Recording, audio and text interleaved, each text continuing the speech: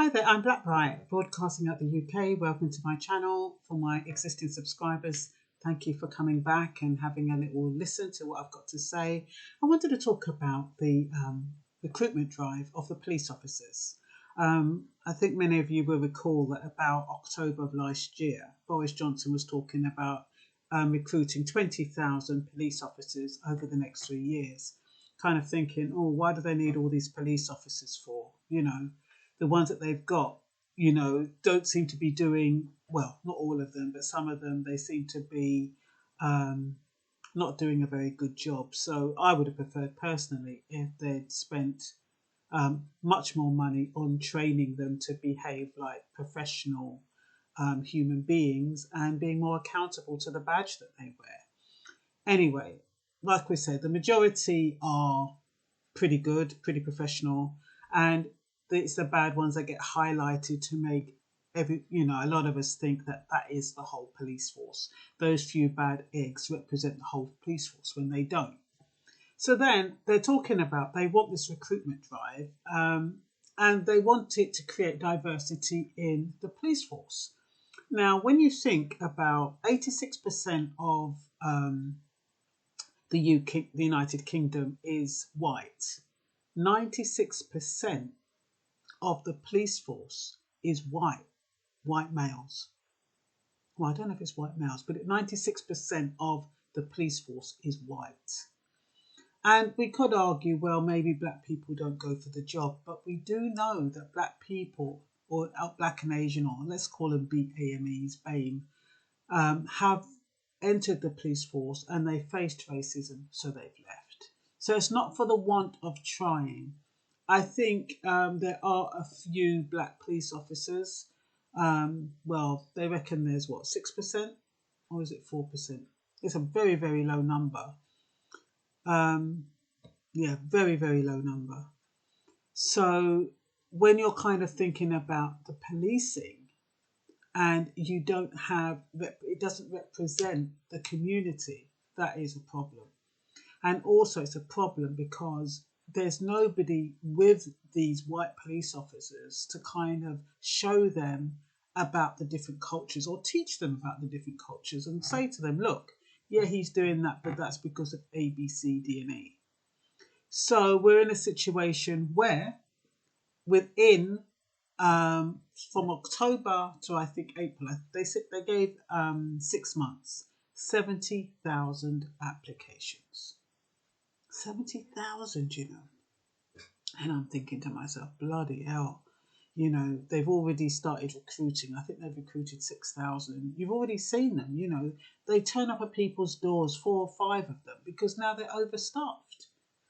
And I think they're kind of recruiting them all to have them on standby for anticipated problems later on. But at the moment, they're just trying to get them in so they don't have to worry about, but they can't really, because the training process, if they're brand new and they haven't got any qualifications, you can get into the police force without any qualifications, but you need to go on a 3-year probation before you qualify as a police officer. If you've got qualifications, you do 2 years. So it's not like you just turn up and you just get employed. I think you are put on the street, you do your little walks and that kind of stuff if you're new to it. But I was just thinking, if that's the case, and they're recruiting them now, and they're not going to be qualified until 2 years, either if the shit hits the fan and something happens, what good are they going to be unless they're going to put unqualified police officers on the street? So I don't know. But anyway, I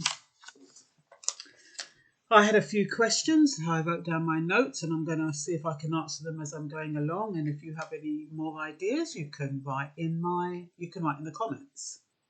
So within 6 months, there were 70,000 applications, which I've said. White Britons comprise 86% of the population. 94% are police officers. 94% white. So, and then in the criminal justice system, we've got 26 black court judges. Guess how many white court judges there are? Bearing in mind there's 26, 2 digits for blacks, 2,506 white judges. I mean, how can it be, how can they understand cultures and understand innuendos and understand body language if it's a totally different culture? And I was listening to a meeting yesterday, and they were talking about recruiting fairly and increasing BAME on the payroll and in certain roles. And they were saying that, they insist on having a BAME member of the panel to interview. And the inference is that if they have a BAME person on the panel, whoever they're interviewing, it feels as though they're going to be judged more fairly, or the person they're interviewing, if that person is black or ethnic minority, is going to feel much more safer knowing that there's a black representative or a BAME representative. The thing is that the irony is that unless you select carefully the BAME that you're putting on the panel, it could actually work to the black candidate or the black and ethnic minority candidate. It could work to their disadvantage, because you do have black people who have far right viewpoints. You have black people who talk about, who side with the more negative white people as opposed to the middle of the road. And so if you've got somebody who says, oh, well, they come in and they don't interview very well, and blacks have a chip on their shoulder and blacks expect to get the job, and these are black people that are saying it, then you kind of think to yourself, well, should they really be on the panel? Because they're biased, because the same way that a black person might feel that way, a white person might feel that way. So you really need people when you're selecting, not just because of their colour, but because of their qualifications and their lack of bias on either side. So when they're even talking about having more black people in the police force, that could work to the black person's disadvantage, because if a black person on the police force has to follow orders, I mean, a white police officer could say to a black police officer, look, that's your kind, you go and talk to them and make sure you follow the rules, or make sure you get an arrest, or we've got targets to meet, so make sure. So what happens is that black police officer may not work in the suspect's interest. So because he's black, or the police officer, male or female, is black, the assumption is that they're going to treat black people better, or allow them to have a fair treatment.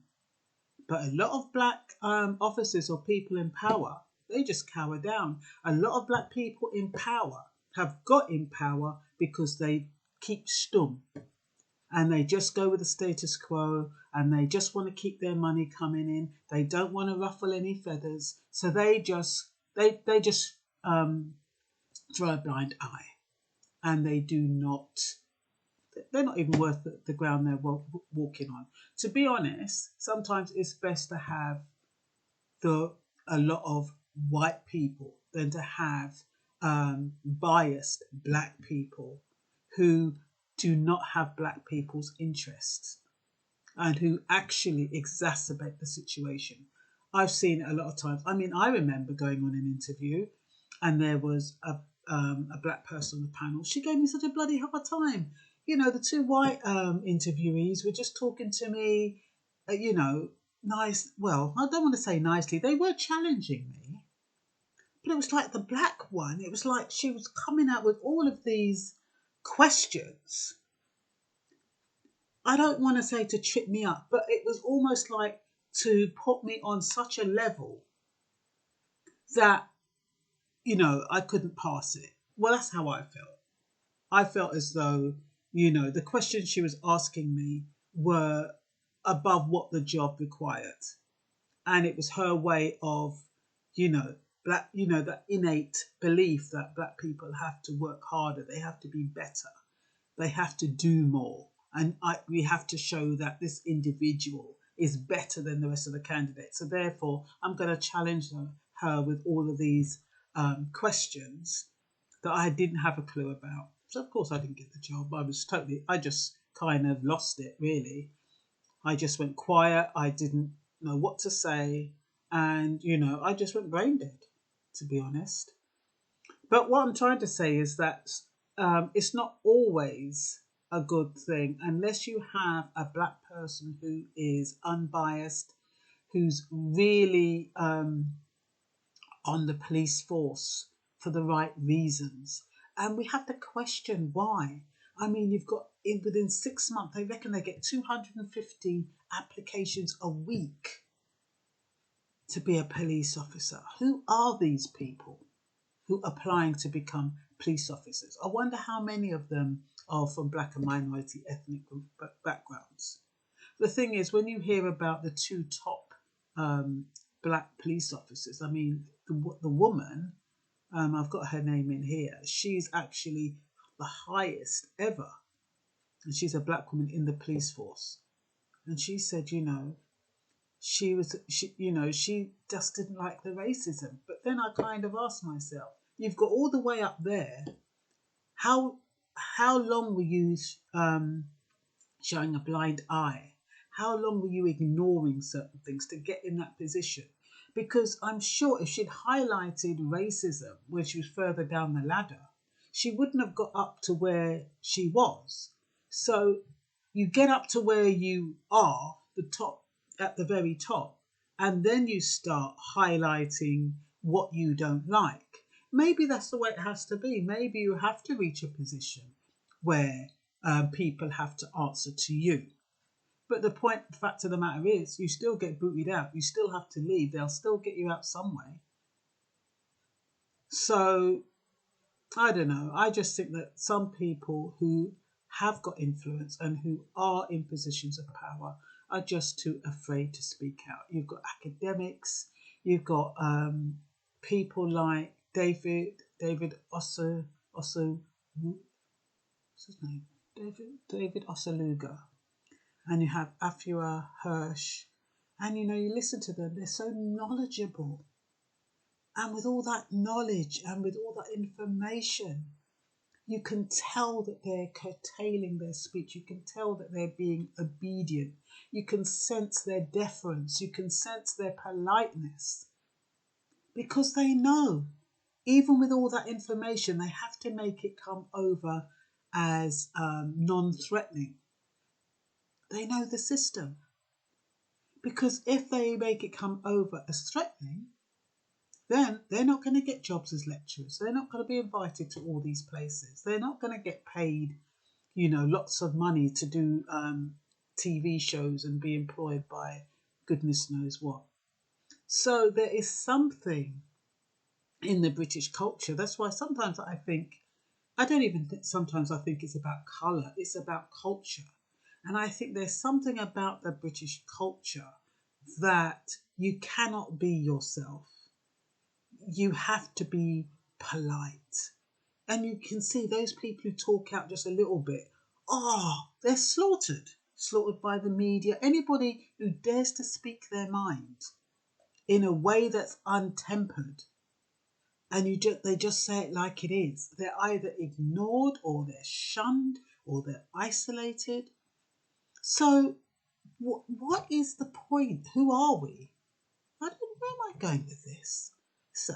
I'm talking about bloody police. I don't know where I'm going with that.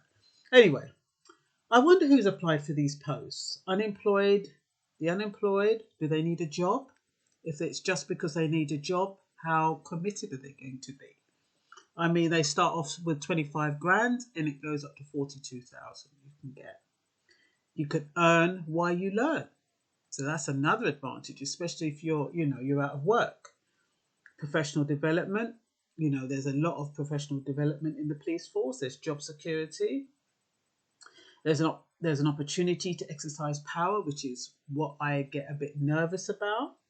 But there's also the willingness to serve and protect, which I'd like to think that most of them want to do. What are the police looking for? Well, they allege that they're looking for diversity, but you can only get if people apply. If you've got blacks and ethnic minorities and they're not applying for the police force, that's very telling. It's telling you something. And people hear of other people's experiences and they're nervous. And how, it must be awful to be a black person. You're going into the police force to serve and protect, and then you find that you're in a position where you can't really do that. And it's about targets and it's about, doing as you're told. And when you see unfair justices and you know that it's written into legislation or they can get one over, it must be very, very hard to watch. So some black people, they probably don't even want to put themselves through that. But, and also, well, the criteria to get in isn't that difficult, to be honest. I'll tell you what it is in a minute, just in case you're interested. So the police are looking for individuals who they can train to be competent professionals. But there again, why are there police officers who seem to create their own rules, who behave without professionalism and who betray their badge?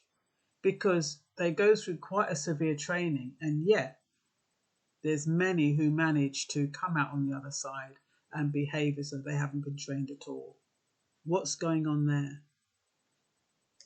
So how is the interpretation of policy evaluated so that police leads know that everyone is singing from the same hymn sheet? That's another thing, because we all have policies, people interpret them in different ways. So how are these police officers who are going around and not following rules and who are taking individuals out of cars and handcuffing them before they've even been arrested and then searching them? That's not how it's supposed to be.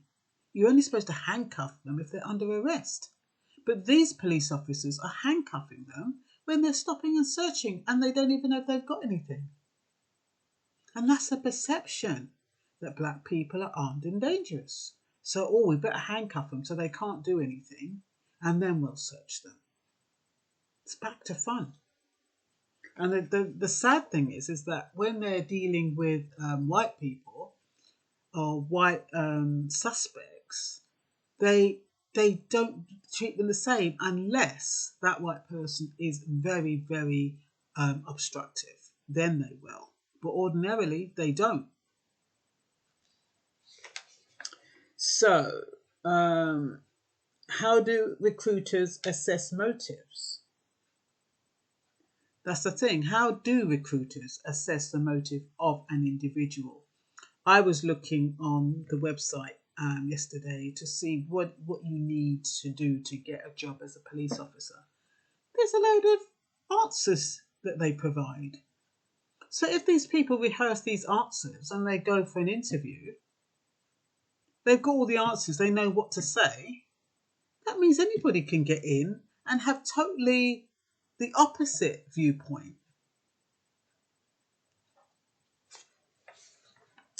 So what it was saying, how to respond when they say, because allegedly they're going to say, what do you think it takes to be a good police officer? So here's some of the answers, just in case you want to go up for the job. What makes a good police officer? Cares about the public, is responsible, disciplined, observant and organised, cares about making a difference to the community, wants to help others and improve the community, enjoys working as part of a team, wants to grow and improve themselves, want to serve and protect, want to get people out of difficult situations. I believe I have the skills and competencies. I'm positive and enthusiastic about the role. I want something demanding and rewarding. I like to work under pressure. So those are some of the responses that somebody would give that they were suggesting. When underneath all of that, they may not have that kind of interest at all. They might just have a police and thieves mentality. They might just want to catch criminals. They might enjoy the idea of meting out physical punishment. They might want the status, the admiration, respect, and to be feared. They might like the idea of being paid to abuse power. So it's very difficult, I would think, when you're recruiting police officers to know what their motives are. To genuinely, because even when anybody who goes for a job, they rehearse and they rehearse and they rehearse and they research if they really want the job. They know exactly what to say. So if you know exactly what to say, and they also say that, to be a good police officer, you just try to think to yourself, what is your opinion of a good police officer?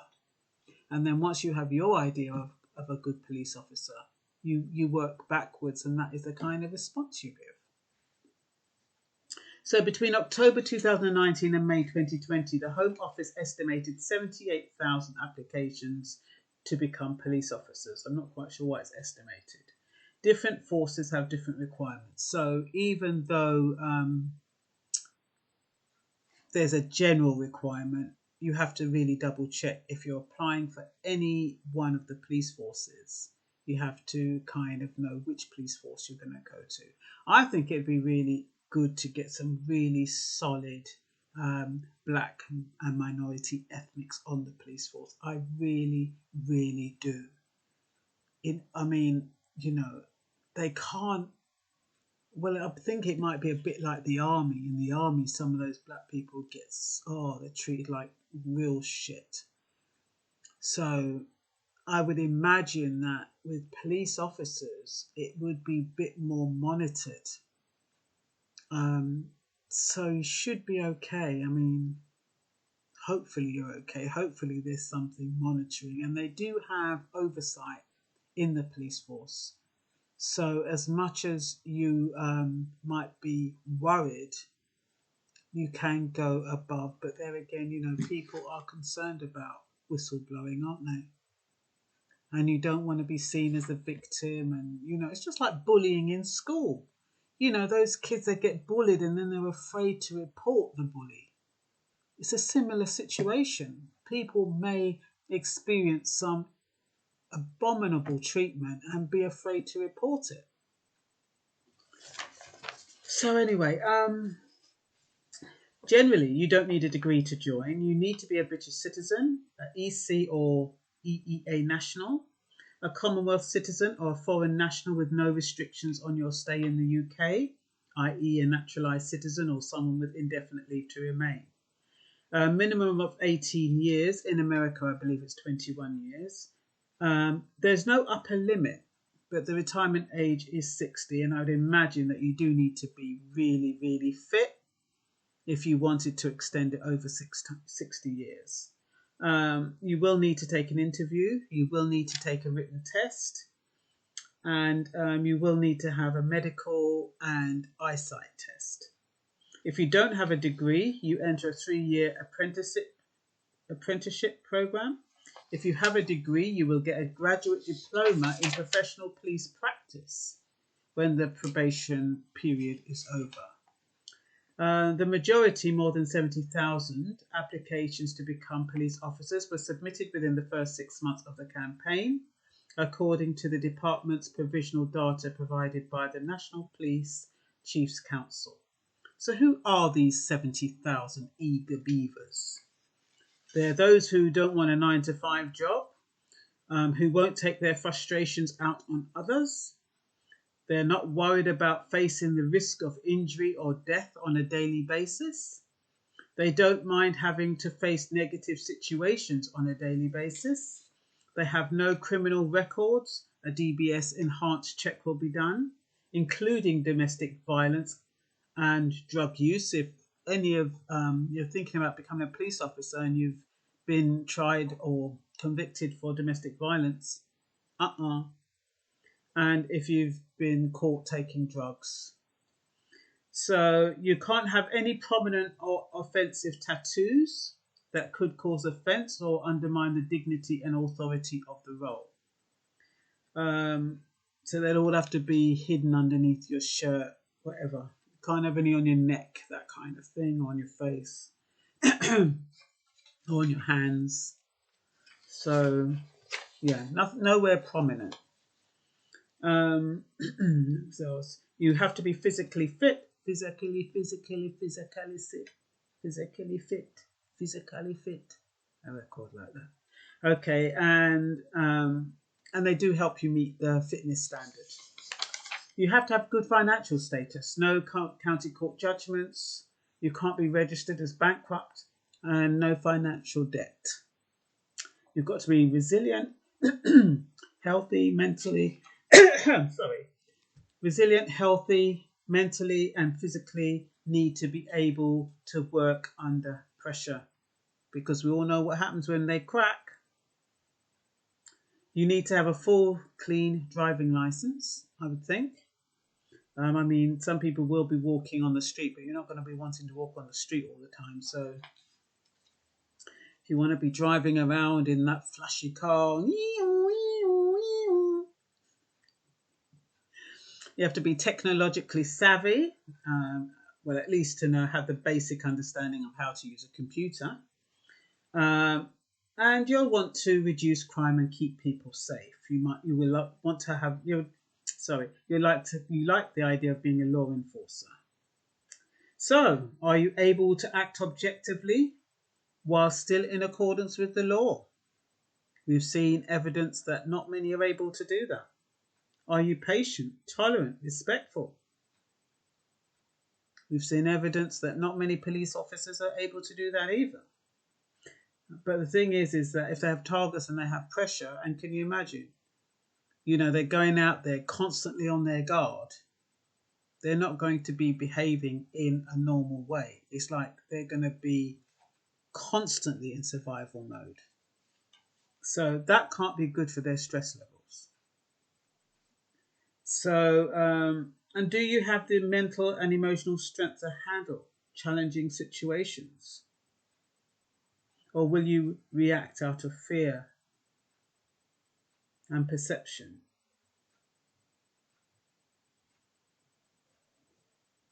Is it just the power you want? I hope not. Do you think as a police officer you're not going to be accountable to anyone? I hope not. So, West Midlands Police, the second largest force in the country, saw an estimated 75% increase in applications in 1 week. Before the pandemic, the force said it typically saw an average of around 140 applications a week, and this shot up to 240 applications for the first week of April, wrote The Independent, which leads me to believe that the majority are seeking security in a job. Many of the new recruits are already out patrolling the streets, either as part of their training or have completed the course. The police officers they are recruiting are supposed to prevent the spread of the virus and save lives. I'm not sure how they're meant to do that, especially since the lockdown seems to have eased up. But who knows? Why is the recruitment drive necessary if the lockdown is meant to be over? Well, they keep reminding us of this second pandemic, don't they? Priti Patel says getting more officers on the streets to keep us all safe is an absolute priority for the British people. And there's never been a better time to join the police. Recruitment drive is an opportunity to make radical progress on diversity in policing. And like I said, 86 white of the population, 96% white police officers, 26 black court judges, 2,506 white judges. So they really need to be working on that disparity. So will being a policeman give you a sense of identity? I think it would give you a strong sense of identity. So 20 years ago, only just over 2%. Sorry, let me read that again. 20 years ago, just over 2% of police officers were from the black and minority ethnic background. Now it's up just short of 7%. 30% of police officers are female. So how many black and minorities will apply for the position when we are informed that two of the most senior black officers to have served in the British police have revealed that their careers were blighted by racism? That was taken from The Guardian, 15th of June 2020. Both claim that the misuse of stop and search was leading to black men being treated like property by officers. The majority of police officers are professional and dedicated, but assigned to stop and search tend to misuse the policy. But those assigned to stop and search tend to misuse the policy sometimes. Allegations by Patricia Gallen, a former Metropolitan Police Assistant Commissioner and the highest ranking black woman ever, and the former Met Chief Superintendent Victor Olisa, revealed their concerns about race policing. Body-worn cameras showed that officers handcuff young people who have not been arrested, like I mentioned before. Blackness seems to be synonymous with armed and dangerous, and so police believe that they have to be restrained in a way that is humiliating and degrading. What is worrying is that the majority of white British boys are treated very differently. The police tend to follow protocol. My concern is, what are the motives behind so many of them wanting to become police officers? I wonder, at what point did Patricia Gallen have an issue with race in the police force for her to get so high up? Was she towing the line up to a point and then decided not to? And like I said, I listen to black academics who have got so far in high positions, who are revered, black people who are symbols of acceptance, like famous athletes, celebrities, entertainers, writers and artists, historians, authors. And despite their knowledge of black British history and how it has distorted black history, they're still so reverent, deferential, polite, and seek ways to communicate to an audience in a very measured way. And I often wonder what their true selves are like and what their true selves feel, because they cannot be where they are and be who they are. And, you know, if they reveal their true selves. And I would say Patricia Gallen is the same. It takes deference, obedience, and towing the line for a black person who is not laughing at themselves to get to a certain status where they are accepted by certain members of the white British society. How does that balance, how does that behaviour translate into the police force? Will they be ordered to go against their own people to prove a point? That's those people with that type of mindset. For this reason, I'm worried about BAMEs who join the police force. Who are they? What are their beliefs? What are their values? Black people who get into management positions, are they the type that betray their own race and lean towards even denigrating and agreeing that they have a chip on their shoulder and expect positive discrimination? Some people at the top tend to believe that having BAME representation in the police force or in any government position demonstrates equality, fairness and acceptance. But not all BAMEs are qualified to represent their BAME community or counterpart, and in fact can be complicit in disadvantage them. Some, you know, what they used to call Uncle Toms. Police officer numbers in England and Wales have fallen by more than 20,000 since 2009, with a reduction from 144,353 to 122,395 in 2018. The Home Office said the recruitment programme was on track to meet the first year's target of 6,000 by May 2020, and the officers would be in addition to those hired to fulfil existing roles. I would feel better if the money was invested in police training to be competent, caring, professional, respectful and proactive when carrying out their duties. 750 million has been pledged to support the 43 forces to recruit the first wave of officers by the end of 2021. And I'm hoping that they get young blood, new young blood, because I believe that the old mindset that's in the police force is where the racism is embedded a lot of the time. So, so we want that police officers will not only police the public, but will police each other. So, just to recap, police force are already disproportionately white. The white Brits, 86% of the population, 94% of the police force and police officers. BAMEs are 10% of the population, but only 4% of the police force.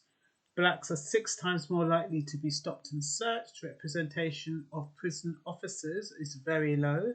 Judges are 26 black compared to 2,506 white judges. And is this about re-educating? I don't think so, because black histories seem as irrelevant and more likely to be an irritation. And that is what happens, as much as we talk about this and we share it and we're kind of saying, okay, this is our history, this is our story. A lot of people are like, so what? Who cares? Get on with it. Get over it. So, it might be about re-educating the young, but if it's about re-educating people of a certain age group, I don't think we're going to have much luck with that. So I think I'm going to stop there. Bye bye.